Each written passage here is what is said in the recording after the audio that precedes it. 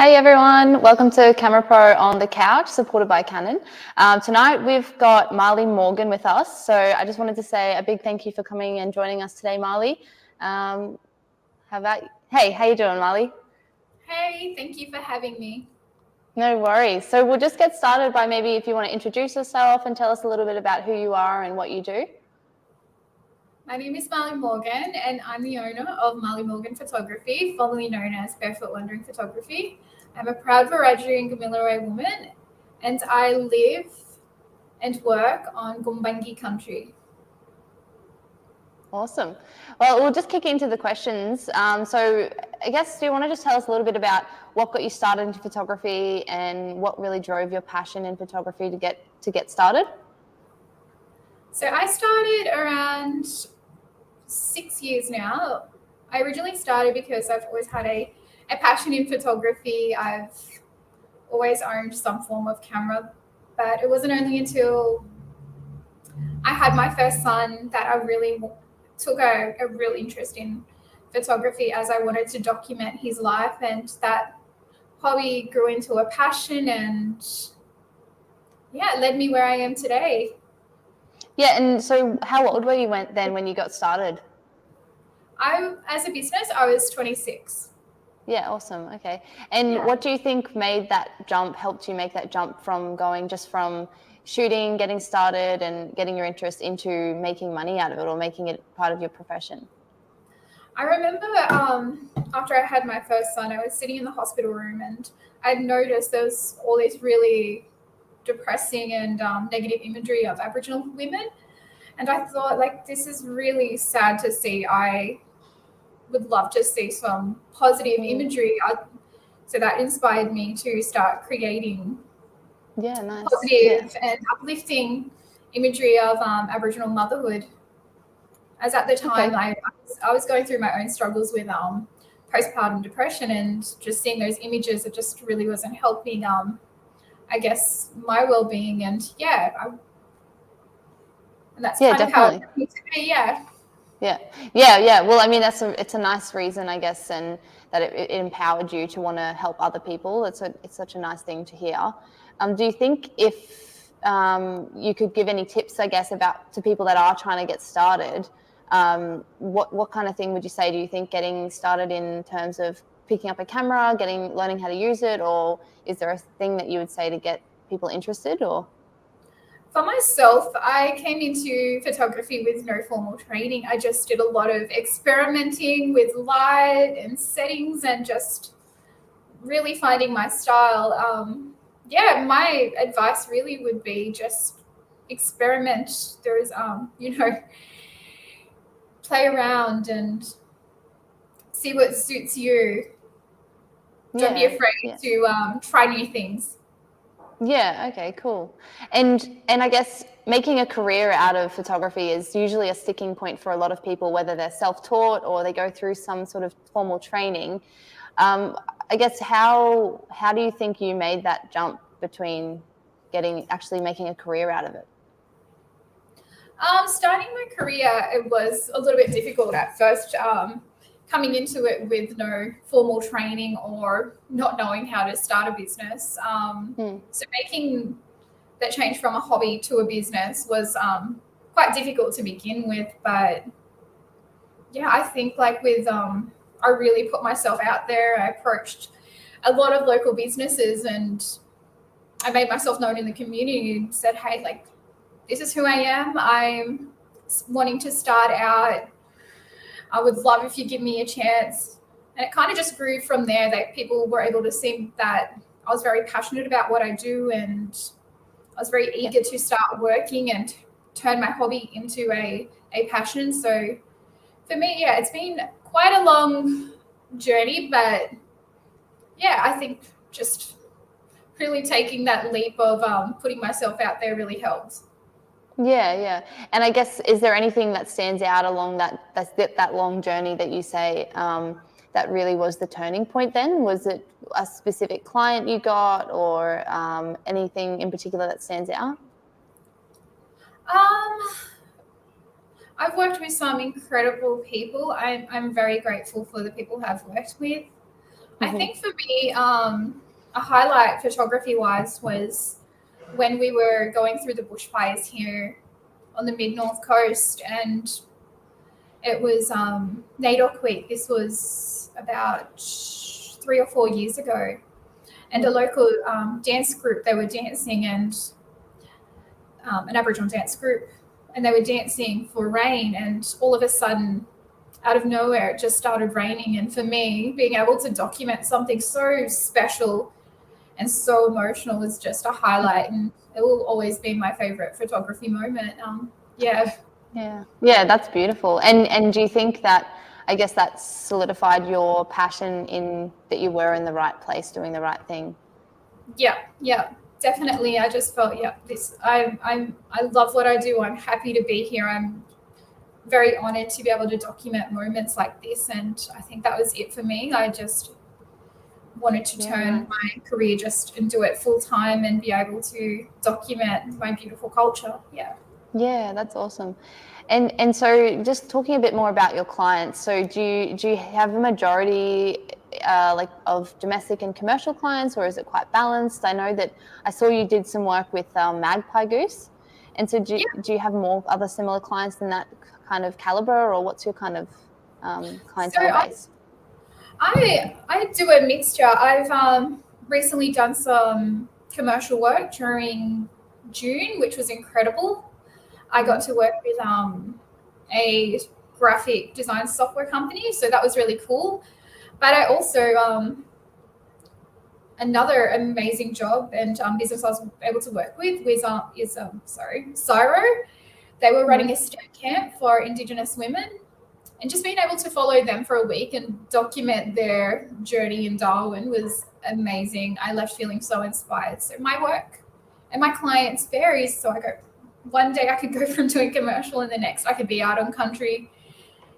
And I feel really grateful to be able to work with such a diverse clientele. Yeah, that's awesome. I think that would be super, almost inspiring for both of the types of clientele, is that they could kind of inspire each other. Absolutely, cool. Yes. Yeah.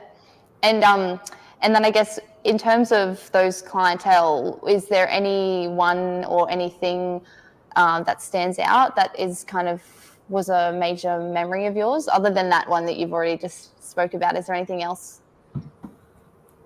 Yes. So I was invited to join with the May cover of Vogue as a to do behind the scenes imagery. So that was fun. It was a very historic cover which featured 4 First Nations models, and just being able to be a part of such a larger scale photo shoot was such a learning experience. It was definitely a highlight just being a part of that. Yeah, that's awesome. And so talking about First Nation people, is that been a big has that been a barrier for you in any way throughout your developing your career? Yes, definitely. As a First Nations woman, I've experienced racism, but also I've noticed there's also been a pay gap, and I feel like at times I'm not really taken seriously. There's times where I've felt a little bit tokenistic, or yes, it definitely has been a barrier, but it's also made me quite stronger as a photographer and a person. And you're doing beautiful things with your work, so I think that's awesome. Yeah. So I don't know if you want to talk a little bit about gear now, like what kind of camera do you use? Is there and is there a specific lens that you favor over the others? Yes, so I use the R6 and the R5. I switch between the both. I've been using the RF 24 to 105, and it's a great lens. But I can't go past a nifty 50 either. Nice. Yeah, it's always my go-to. Yeah, but I also love the RF 85 millimeter. Oh yeah, that would be epic. Yeah. I can talk about camera gear all day. True. I love both my R6 and my R5. They're incredible. I've been using the R6 for I'd say a year and a half now, and I've recently purchased the R5, and it was such a great purchase. I've been waiting to purchase one, and once I got my hands on one, I was so happy. Yeah, it's a pretty epic camera, I think. What did you come from? So I was originally using the R7. Not the sorry, the R7's not released. So I went from using the 1300D. Oh yeah. So that was a DSLR, and the 7D. Sorry, yeah. Yeah. Okay. Wow, that's a pretty good jump then. It was a really big jump. Yeah, I just wasn't in a financial position at the time, but I really did love my 7D. Mm-hmm. It was such a great camera, and my 1300D was the perfect beginner camera. Yep. I think if I didn't have that at the time, it wouldn't have helped me with my journey into photography. It was just a really great beginner camera, and it was such a great price at where I was at the time in my life. Yeah. Yeah, definitely. Yeah, that's awesome. And what's a general like everyday kit when you're going to a photo shoot? What do you have in your kit, do you think? So at the moment, I've been using my R6 a lot. Yeah. I was until I used my R5. So I've been switching between the two, but my 24-105, it is such a versatile lens that I've been using that a lot, like a majority of the time, because it is just, it's a really versatile, and it's I bought it at such a great price, and I'm hoping though, I really want to get a 24-70 as my next goal. Nice. Yeah. Yeah. And what about other stuff? Like, do you use artificial lighting or like have reflectors in your kit? All those kind of other bits and bobs.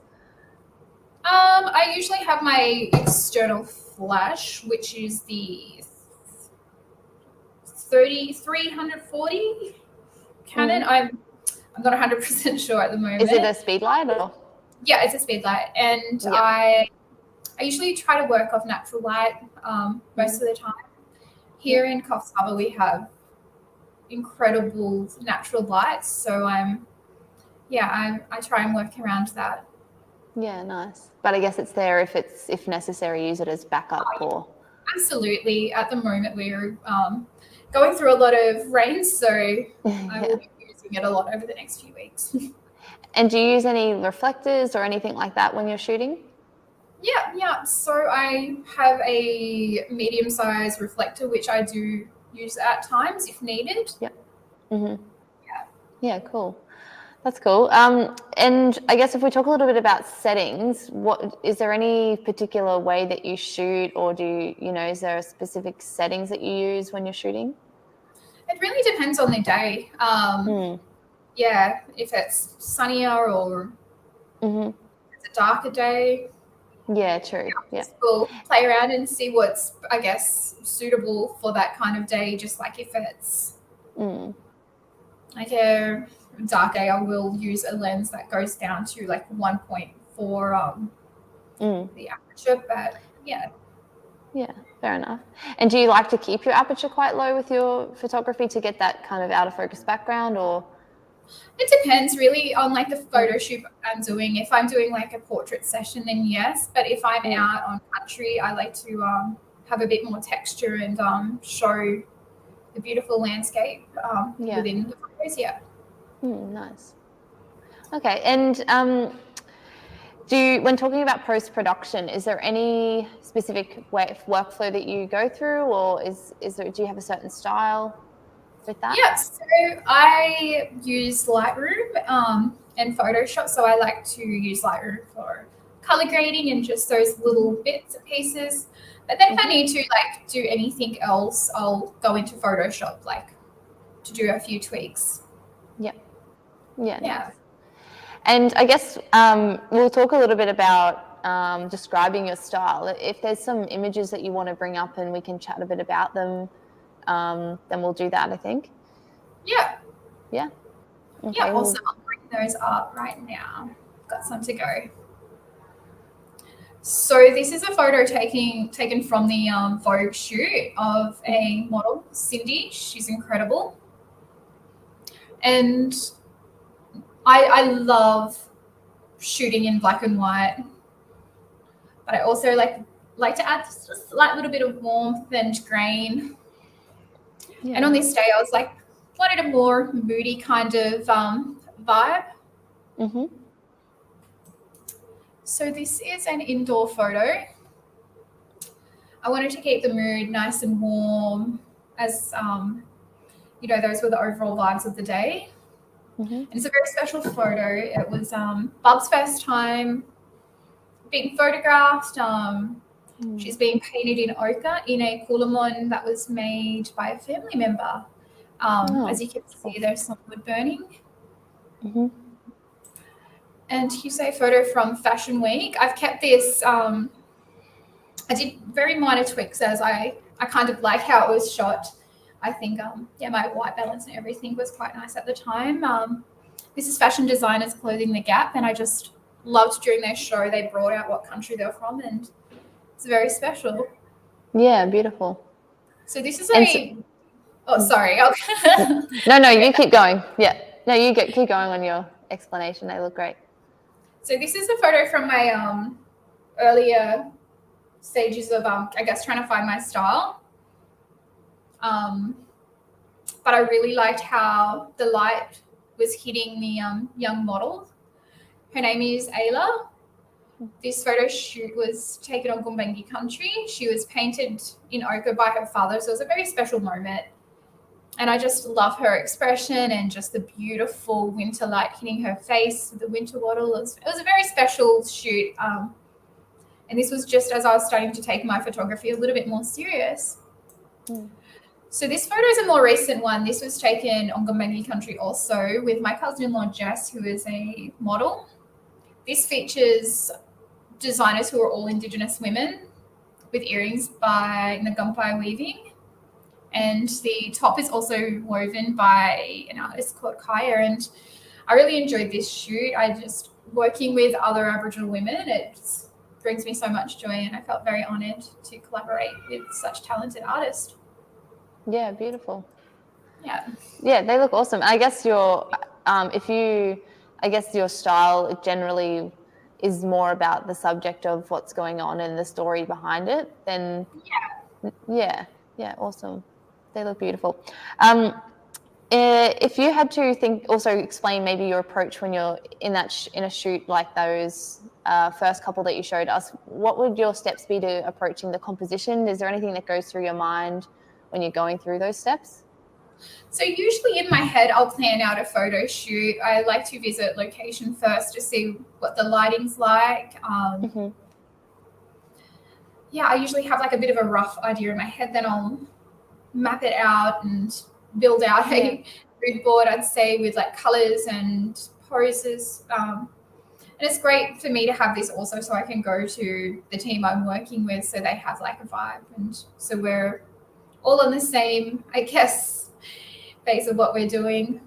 But sometimes there's been moments where I've gone into it and I'm quite familiar with the area and I know what it's going to be. And some of those spare of the moment photo shoots have actually turned out to be some of my favorite. Yeah, cool. And so when you're doing location scouting for it, let's say you got a commercial client, do you do that on your own or do you do it with the clients? It depends on the client. Some clients will come to me with a location in mind, so I will send them a few ideas, like photos from Google, or I'll visit the location and take photos. Yep.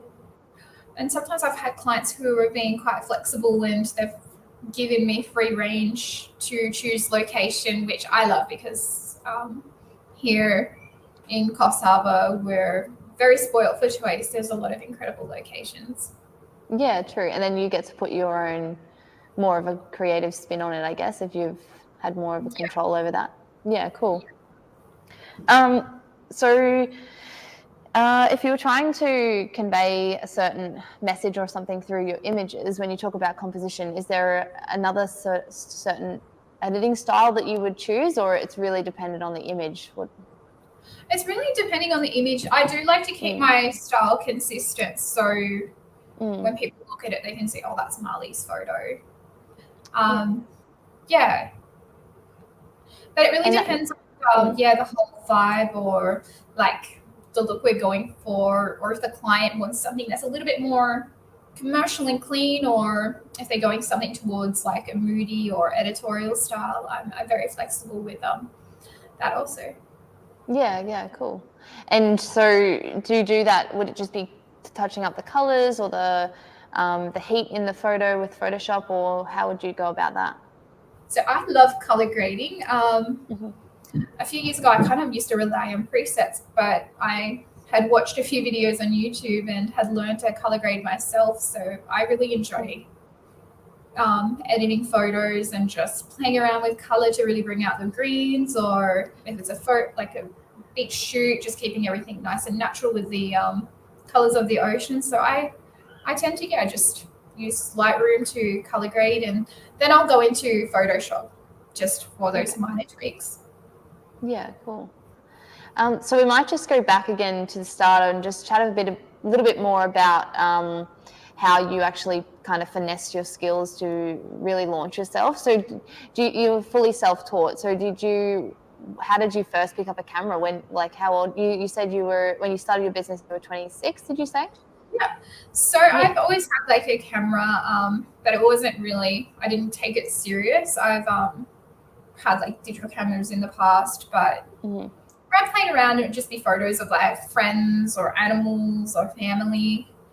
But I relied a lot on online resources to help me with developing my style and just learning new techniques. I used a lot of YouTube and also just following like Canon's Instagram and and socials. So a little bit of a mixture of everything, and also speaking with friends who were in the photography industry, just taking on whatever advice anyone would give me. True. I love getting advice. Like I'm still in my journey of learning, and still finding resources and ways that I can grow my business and my photography.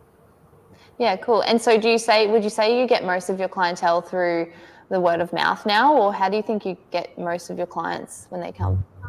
I'd say word of mouth. Instagram has been a big platform of growing my business, and I'd say mostly word of mouth, Instagram, Facebook, and also just getting myself out in community and letting people know who I am, what I do. Yeah, cool. And do you market yourself a lot on doing Instagram like ads and things like that? Or I'm just trying to think of some advice for someone who's trying to kind of take their business off. So I've been quite lucky that I've got a lot of my growth quite organically, but there has been times like with it's leading up to Christmas, or if I have like packages I'm doing, I will do like a sponsored post, but I do try and rely more on the organic side. Yeah, okay, that's good. And I guess what do you love the most about shooting in general then? For me, shooting, it is a great way. It's my self-care. It makes me so happy just getting behind a camera and being able to express myself through photography. It just brings me so much joy. Like no matter what I'm feeling that day, if I'm behind the camera, I just feel a sense of ease and peace, and I love it. It's really changed my life, and it's helped with my mental health. I love taking photos and being behind the camera. Yeah, cool. And so how old's your son now? So he is 6 on Thursday. Oh, happy birthday. And have you used him a lot in your photos then to get you started? You know, you said that was a big inspiration for you. Absolutely. He's been my main model with helping develop my skills. I now have 3 boys, and they're all my favorite little models. Yeah. Cool. And so, do you have any of your work up? Just out of curiosity, if you said when you noticed the imagery in the hospital, do you have any of your work in there now? Yes, I do have one in the medical center where I was going through for my pregnancy, and it's a picture of me and my son Luca, who is 1. So it's really lovely, and I've had women come to me and say how nice it is to see like a very positive imagery, and Yeah, it's also that's beautiful. yeah. So I'm really excited. It's lovely walking in and seeing my photo with my son. Yeah, definitely. Yeah. And in general, I guess, what do you think your greatest achievement is as a photographer? I feel like I Like in haven't reached my photography? greatest achievement yet. There's Oh, I'm okay. quite hard on myself at times.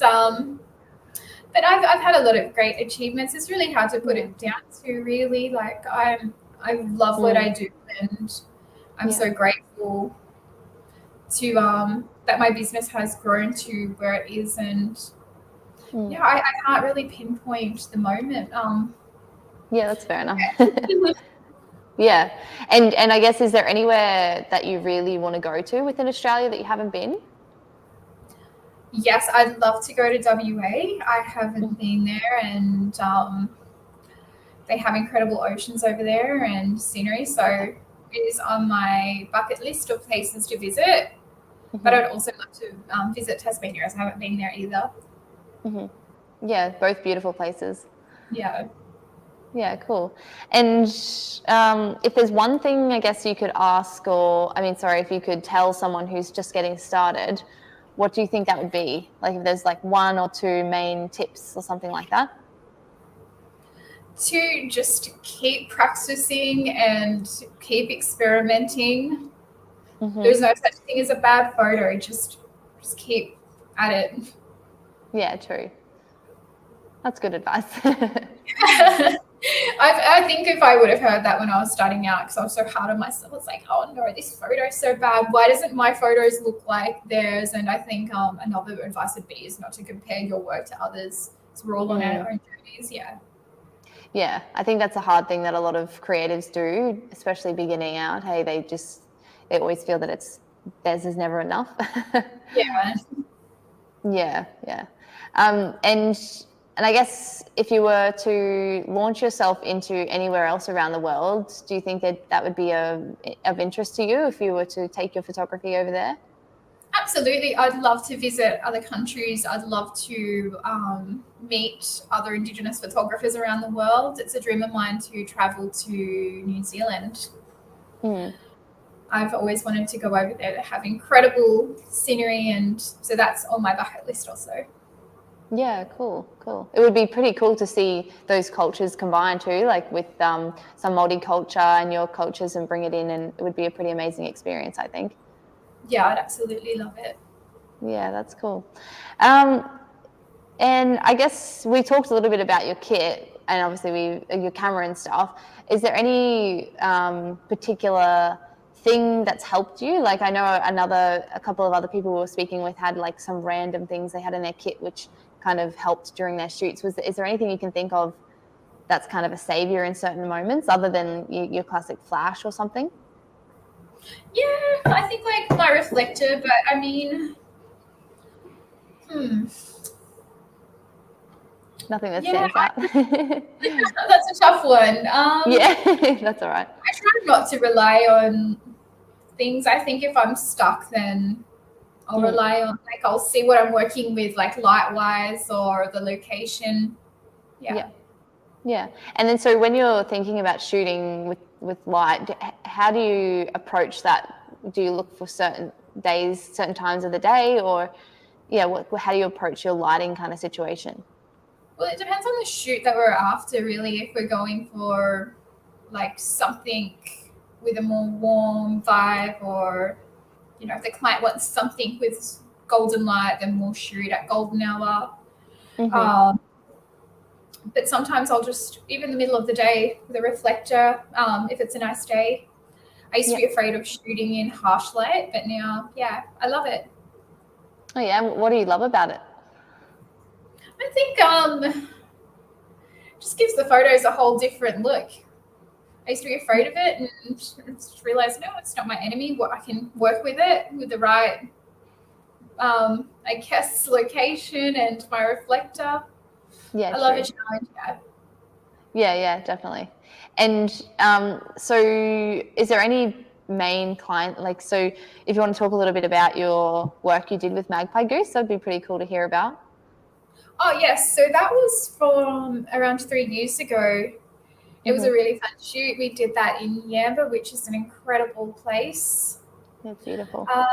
Yeah, Magpie Goose, they approached me. This is still like in my earlier days, I guess, and I was really grateful that they gave me that opportunity to be able to do a fashion photo shoot, because I've always had an interest in doing fashion photography, but I had very little interest from clients at that time. Whereas as I do now, and it was such a fun shoot. Their designs are incredible, and the models I had worked with, they were both friends of mine, and it was just such a fun day. I had my partner assisting with the clothing, as I think there was 60 pieces. Wow. So shooting outdoors during summer, getting changed like behind the car door. It was a little bit chaotic, but it all made for good fun, and the photos turned out really nice. And yeah, it was a really fun shoot. I enjoyed it. It's definitely in my top 10. Yeah, cool. And will you do any other work with them in the future, do you think? I'd like to, yeah. Yeah, if they approach me. Yeah. So in your top 10 then, what's some other clients or shoots that you can think of? I did a beautiful photo shoot with a friend of mine when she was pregnant. It was a cultural photo shoot on the Mengi country with her son and daughter, and it was just so special. We were surrounded by kangaroos who were just surrounding us, and I was so curious. So a lot of them were in quite a few of the shots, and it was just such a perfect afternoon. The lighting was beautiful. It was just it was really nice. Another favorite shoot actually was my own photo shoot, maternity shoot. My partner, he was my human tripod. So those are really special photos. I kind of left it too late to book a photographer. So I said to my partner, I was like, yeah, we need to do these photos before I give birth. And it was a beautiful cultural photo shoot, and I really love the photos. They were quite special, even though it was a more rushed photo shoot. Yeah. So he was your tripod, as in like you set up the camera and then said press the button, or? Pretty much, yeah. Okay, like you stand there and these are the settings, and you just press the button. And he did amazing. Nice. So do you do any of your own printing with your photos then?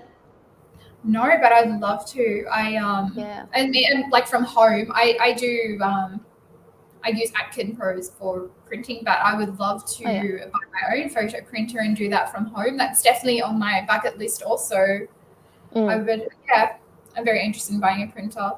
So it's so important to have like prints. I think like just to look back at. I have a large case of photos from when I was younger, and it's nice just to look back at those memories. Yeah. I think it hits differently, hey? Yeah, it does hit different. There's that nostalgic feeling. But I've been a little bit stuck myself with doing prints, so I'm definitely going to look into getting a printer and offering that service, but also having it for myself, because I do love to document my life and my family and my kids. Yeah. I think it's really nice to be able to see them up around your house, or have it as another service, as an offering, because it's obviously really important, I think, to have that. Absolutely. Like I have clients come to me, and I love seeing, like after the photo shoots, the photos in print. It's a whole different feeling. I feel so proud, and I wish more people would print their photos. Yeah, true. Yeah. I think we're going to go through some some audience questions now. So let's have a little look. So someone said, "Love your work. Great to see you live tonight. When you were starting out, were there other photographers or artists who inspired you? And if yes, who are they? Who were they?" So I'm very lucky now that she's my friend, but Bobby Lockyer. So she's a mother also and a photographer, and her work's just so powerful. It's so feminine and strong and beautiful. And just hearing her story around motherhood, why she started, was a really big inspiration for me. And I've now, I now have a friendship with Bobby. She's such a supportive person. It's so important to have friends in the photography industry. I'm a strong believer in community over competition, and I love Bobby. She's an amazing photographer. Another inspiration is my fellow Canon user, Michael Jallaroo. He's been around for a long time. He sometimes frustrates me because he pushes me to do my best, but that's not such a bad thing. He's incredible. He started the collective Black Lens, and I love him. He's my uncle. He's a great person and a great photographer, and a huge inspiration for me. He's been a huge advocate for Indigenous photographers, and yeah, he's been pushing me for the last few years to really get the best out of me, and I appreciate that. Yeah, cool. That's nice. Yeah. I think everyone needs someone who's a little motivator for them, hey? Absolutely. So I can have my days run a little bit slack, and it's good just to have him there to push us next generation of photographers. Yeah. Yeah, cool. So we'll see if there's another question. We'll pop that up. So do you do any video work, or is it all just photos? So I do mostly photos. My video is still getting there. I'd love to learn more and develop my skills there. But at the moment, it's just mostly photography. But I'd love to do more video. I love following videographers and seeing their work. So yeah, that's in the future. That's on my list of things I'd love to learn. Yeah, cool. We'll have another one. So we've got another question that says, hey Marley, do you think you have a signature look, and how do you go about showcasing it within your photography? Yeah, I do think I have a signature look. My work is predominantly Indigenous women and showcasing diversity, and I don't know, I just feel like, my work is quite signature. I see a lot of myself in my photos, and I try and make it as personal as possible. Yeah, it's my way of expressing myself, and I guess like my creative release. And I'm not really good with expressing myself verbally, so I like to do it through my images. Yeah, definitely. Yeah, I think that you definitely do have a style, and it's amazing what you can showcase through that. So I don't think I do think it talks for itself. I don't know. Yeah, you need to worry too much about you not being able to verbalize it, because it's amazing. Yeah. So that's all our viewer questions. Thanks for writing those in, everyone. If there's anything else you want to discuss, Marley, or if there's anything you want to bring up about your work, or how you, if there's anything at all you want to chat about. So as mentioned earlier, I'm a member of Black Lens, which was started by the amazing Michael Jallaroo. And if you get the chance, I suggest checking it out. There's many Indigenous Canon users there, and there's some amazing photographers. So it's definitely worth checking out and seeing their amazing work. Yeah, cool. And I guess plans for the future for you, like I know you've said a couple of things that are on your bucket list, but is there anything in the foreseeable future that you've got planned? Yes, I would love to start mentoring. I've been looking in ways of how I can turn this dream into reality. I'd love to mentor and help young Indigenous women get into photography.